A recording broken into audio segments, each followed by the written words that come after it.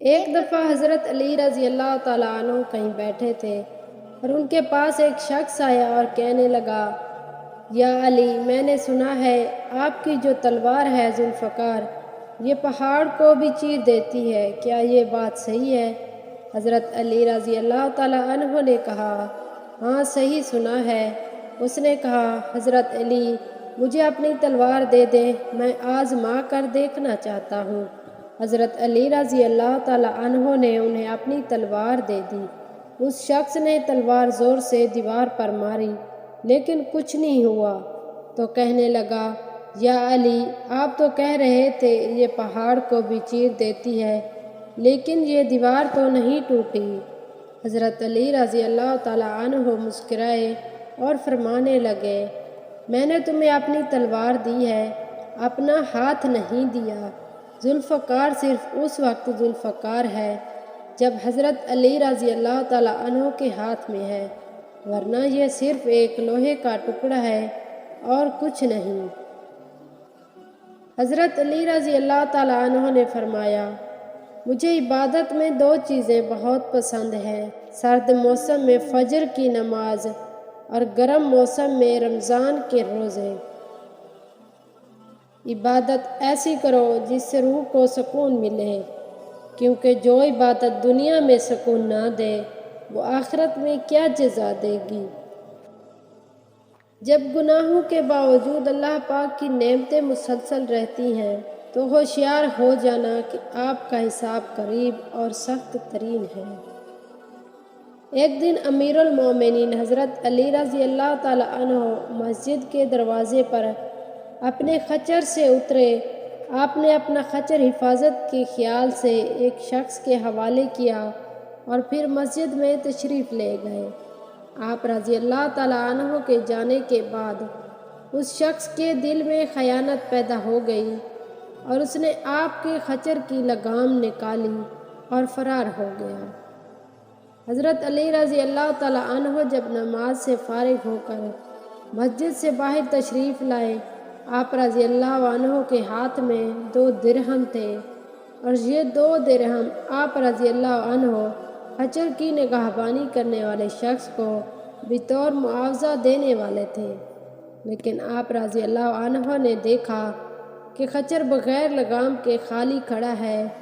بہرحال آپ رضی اللہ عنہ بغیر لگام کے خچر پر سوار ہو کر گھر پہنچے اور اپنے غلام کو 2 درہم دیے کہ وہ بازار سے دوسری لگام خرید لائے۔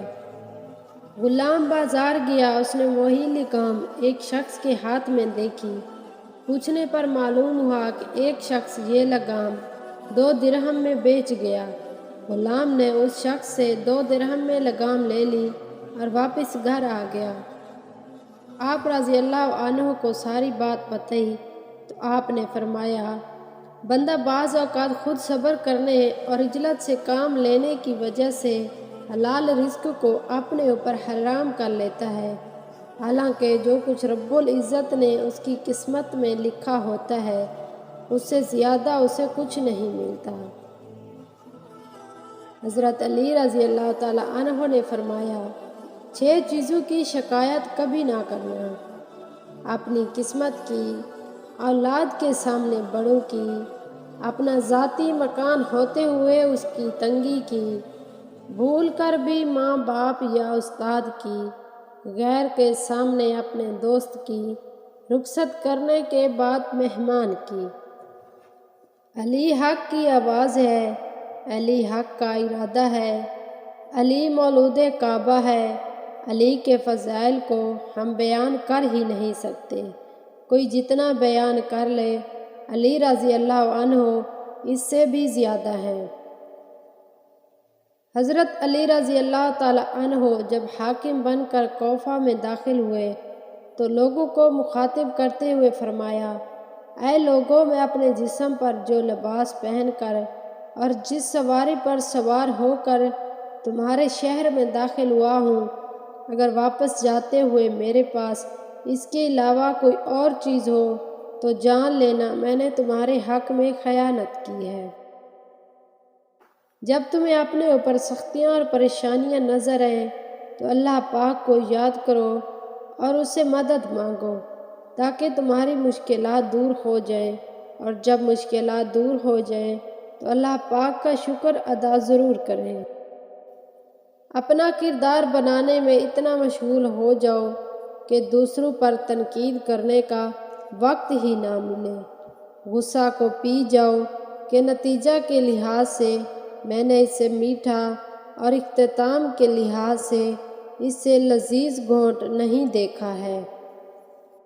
اپنے گھروں میں کبوتر رکھو۔ حضرت نوح علیہ السلام نے کبوتر کو پسند کیا تھا اور اسے دعا بھی دی تھی۔ کسی اور پرندے پر اتنا پیار نہیں آتا جتنا کبوتر پر آتا ہے۔